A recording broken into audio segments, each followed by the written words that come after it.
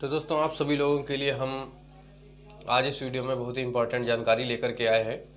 काम करते हुए सभी लोग जानते हैं कि हमें क्या करना चाहिए क्या नहीं, लेकिन फिर भी हम आप सभी लोगों को बताने की कोशिश कर रहे हैं कि आप सभी लोगों को ये कुछ बातें हैं, इनको ध्यान रखना बहुत ज़रूरी है। अगर इन बातों को ध्यान नहीं रखते हैं तो आप सभी लोगों को आगे प्रॉब्लम पड़ सकती है, और प्रॉब्लम में अगर आ गए तो आपकी आईडी भी बंद हो सकती है, आपके साथ कार्रवाई भी हो सकती है। और ग्राहक को भी इन बातों का ध्यान रखना चाहिए। जो बातें मैं यहाँ पर बताने वाला हूँ, आप सभी लोगों को, ग्राहक को भी इन बातों का ध्यान रखना चाहिए। कस्टमर अगर आपके पास में आता है उसके लिए भी बहुत ही इंपॉर्टेंट जानकारी है, ठीक है। तो अगर आप चाहते हैं तो वो जानकारी, वो बातें, आप ग्राहक आपके पास में आए तो उसको आप अपनी तरफ से भी बता सकते हैं कि आपको ये ध्यान रखना है, इस तरह से काम कराना है अपना, और इस तरह से आपको काम करते समय सावधानी बरतनी है। ये सारी चीज़ें आपको इस वीडियो में पता लगने वाली हैं। आज इस वीडियो में आप सभी लोगों को यही जानकारी मिलेगी, तो बने रहेगा वीडियो में लास्ट तक। आपको लास्ट तक पूरी जानकारी लेनी है और कहीं भी वीडियो को स्किप नहीं करना है। आपको कुछ बातें मैं यहाँ से आप सभी लोगों को बताने वाला हूँ, ठीक है। तो बने रहेगा वीडियो में लास्ट तक। नमस्कार दोस्तों, मैं संजीव और आप सभी लोग देख रहे हैं CSC tech Nishad YouTube channel. आप सभी लोगों का एक बार फिर से बहुत बहुत स्वागत है।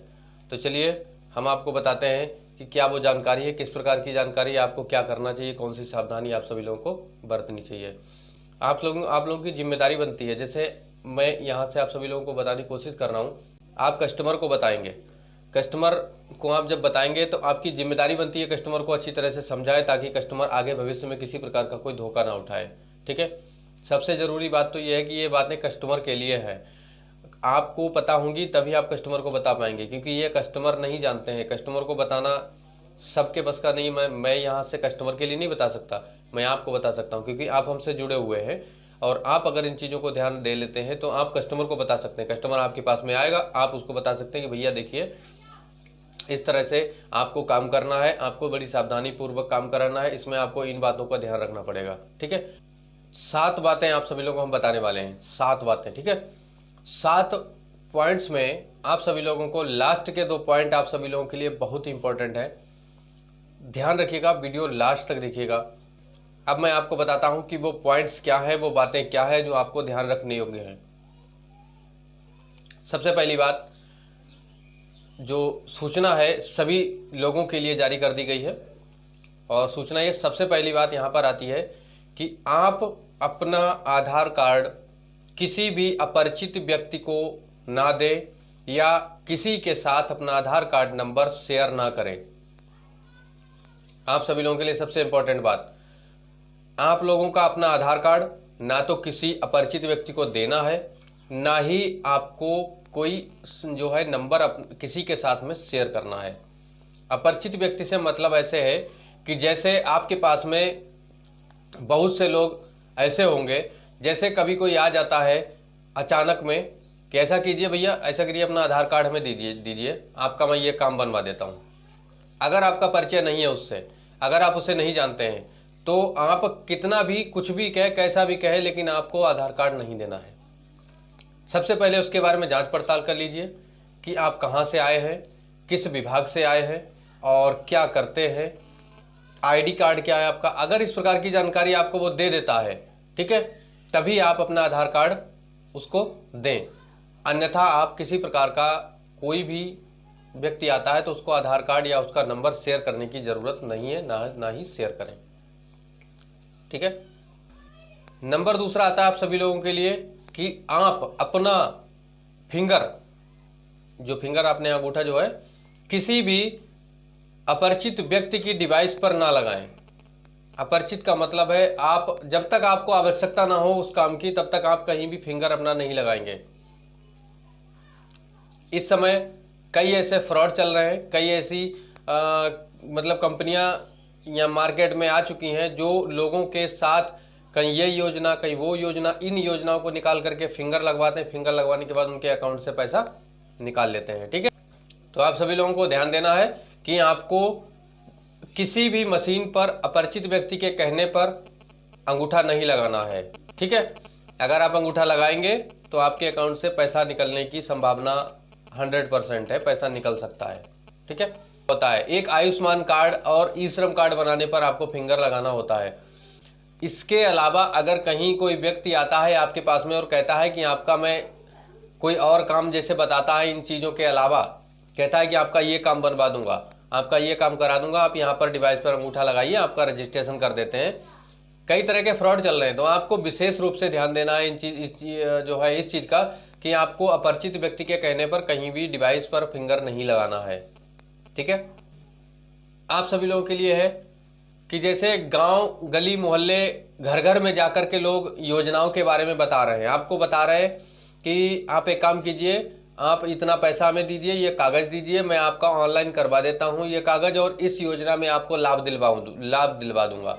बहुत से ऐसे लोग घूम रहे हैं इस समय, बहुत से जो एक तरह से कहते हैं कि फ्रॉड करने के चक्कर में रहते हैं कि हमको 100, 50, 200, 500 जहाँ से मिल जाए, जितना मिल जाए वो उतना कम है। ठीक है। उठा के वो ले लेते हैं, फर्जी काम करा देते हैं, आपको लगता है कि मेरा काम हो जाएगा और आपसे वो पैसे हजम कर जाते हैं, खा जाते हैं आपके पैसे। तो आपको घर गली मोहल्ले, देखिए आप सभी लोगों को बता दूं, ये बातें कस्टमर को बताने के लिए बहुत ज़रूरी हैं। आपको पता है, आपके साथ में कस्टमर को भी पता होनी चाहिए। ठीक है। तो आप सभी लोगों को विशेष रूप से ध्यान देना है इस चीज़ का। आपके पास में अगर कस्टमर आता है तो सबसे पहले आप सभी लोग उसका काम कीजिए, उसके बाद में कहिए भैया बैठिए 2 मिनट के लिए, मैं आपको कुछ बातें बताने जा रहा हूँ।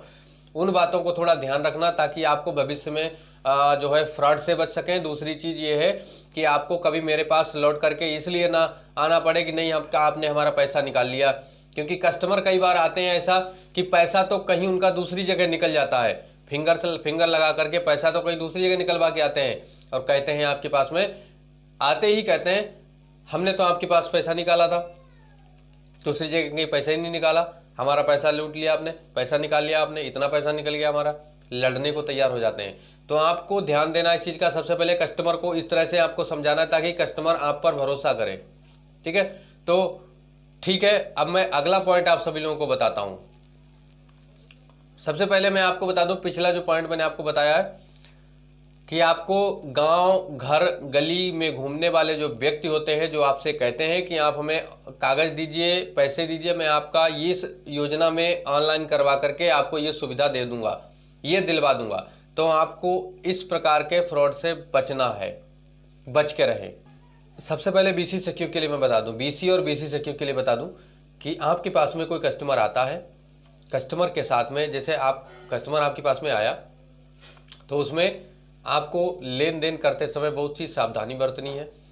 सबसे पहली बात तो आपको ध्यान रखनी है ये कि कस्टमर का फिंगर लगाया, फिंगर लगाने के बाद में उसको सावधानी पूर्वक जो है गिनकर उनको पैसे दीजिए कस्टमर को, उसके साथ में अपने रजिस्टर में उसका डाटा मेंटेन कीजिए, मेंटेन करने के बाद में उसको जो है वहाँ पर सिग्नेचर करवाइए। अंगूठा लगाना चाहता है अंगूठा लगवाइए, या सिग्नेचर करना चाहते हैं सिग्नेचर कराइए। ठीक है। उसके साथ में उसके पास एक पर्ची निकलेगी आपकी डिवाइस से, जो पर्ची निकलेगी उस पर्ची में एक ट्रांजैक्शन नंबर दिया होता है। ट्रांजैक्शन नंबर आपको अपने रजिस्टर पर नोट करना जरूरी है। ट्रांजैक्शन नंबर नोट करने से आपके लिए सुविधा रहती है। कल को कस्टमर कहीं दूसरी पर्ची लेकर के आ जाए कि मैंने पैसे तो इतने निकाले थे, आपने हमारे इतने पैसे कैसे निकाल लिए, दूसरी पर्ची लेकर के आ सकता है। तब आपको क्या करना है, उस तारीख का डिटेल अपने रजिस्टर में लाएंगे, देखिए भैया ये ट्रांजैक्शन नंबर की पर्ची हमने आपको निकाल के दी थी और ये ट्रांजैक्शन दूसरे ट्रांजैक्शन की पर्ची है, ये हमारे पास की नहीं है, हमारे पास की है तो इससे पहले की या बाद की है, जिस समय आप बता रहे हैं उस तारीख का ये ट्रांजैक्शन है और इतना पैसा निकाला, रजिस्टर में आपका मेंटेन रहेगा तो आपके लिए सुविधा रहेगी। 5, आप सभी लोगों के लिए मैं बता दूं, जो बीसी या बीसी सखी हैं वो कस्टमर को एक चीज जरूर बताएं।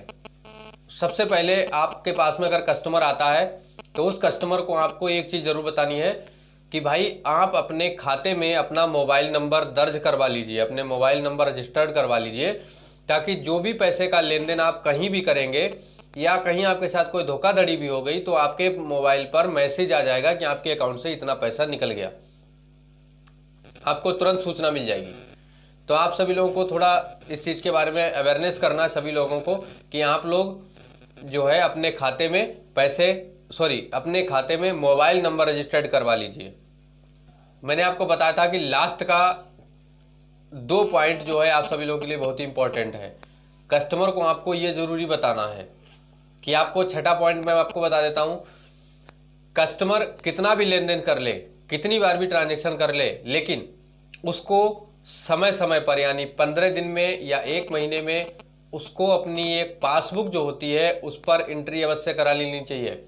15 दिनों में 15 से 20 दिन के अंदर एंट्री अवश्य हो जानी चाहिए पासबुक में, क्योंकि लेन देन आपने आज किया है, एंट्री 6 महीने बाद करा रहे हैं, तो उसमें आपका ब्यौरा आपको नहीं पता होगा कि आपने पैसा 6 महीने पहले कहाँ निकाला था।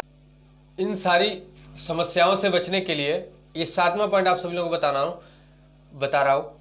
सारी समस्याओं से बचने के लिए, सारे फ्रॉड से बचने के लिए और सारी धोखाधड़ी से बचने के लिए आपको अपना जो भी काम करवाना है, ऑनलाइन का काम हो गया, पैसे निकालने का काम हो गया, ठीक है, तो पैसे भेजने का काम हो गया, जो भी काम करवाना है आपको सरकार के द्वारा रजिस्टर्ड दुकान पर ही कराना है आप सभी लोगों को।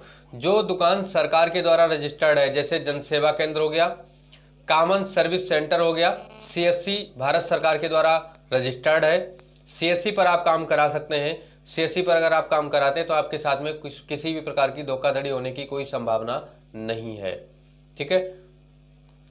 अगली चीज यहीं पर मैं बता दूं कि लेन देन ट्रांजैक्शन जो भी करना है आपको, पैसा निकालना है आपको, तो कभी भी कोई प्राइवेट पार्टनर बैंक के साथ में जुड़ा हुआ व्यक्ति बैठा है तो उसके साथ में कभी ट्रांजैक्शन ना करें। इससे पहले बैंक के द्वारा लगाया गया बीसी बैठे हुए थे, बैंक के द्वारा लगाए गए 5, एक बैंक में 4 से 5 बीसी लग जाते थे, नियुक्त किए जाते थे, वो 4-5 बीसी अपने गाँवों में जाकर बैठकर पैसा निकालते थे। आज के समय में सरकार के द्वारा हर ग्राम पंचायत में एक बीसी सखी को नियुक्त किया गया है। हर ग्राम पंचायत में, कोई ऐसी ग्राम पंचायत उत्तर प्रदेश की नहीं छूटी है, और उत्तर प्रदेश के साथ साथ लगभग ये योजना सभी स्टेट में चल रही है। किसी स्टेट में सीएससी के थ्रू बीसी सखी लगाई गई है, किसी स्टेट में सरकार के थ्रू लगाई गई हैं। तो बीसी सखी हर ग्राम पंचायत में काम कर रही हैं और उनको जो है सरकार के द्वारा नियुक्त किया गया है कि आपको इतना पैसा मैं आपको दे रहा हूं और आपको अपने गांव में बैठ करके लोगों की मदद करनी है, उनका पैसा ट्रांजैक्शन करना है, ताकि बड़े बूढ़े जो बुजुर्ग व्यक्ति हैं, चलने फिरने में असमर्थ हैं, विकलांग व्यक्ति है, बीमार व्यक्ति है, तो उन सभी लोगों की सुविधा हो सके, उनको कहीं आना जाना ना पड़े, ठीक है। लास्ट में आपको इसलिए कहता हूं कि अगर वीडियो अच्छा लगा है तो लाइक कर दीजिएगा और सभी लोगों तक शेयर भी कीजिएगा इस चीज़ को। अगर आप बीसी सखी जितनी भी हैं, बीसी हैं, उन लोगों के साथ में शेयर करते हैं तो आप सभी लोगों का आगे भविष्य में इन सब घटनाओं से, इन सारी फ्रॉड की समस्याओं से बचा जा सकता है, ठीक है। तो आज के लिए जो जानकारी थी बस यहीं तक थी। अब मिलते हैं अगले वीडियो में इंटरेस्टिंग जानकारी के साथ। आज के लिए इतना ही। नमस्कार, जय हिंद।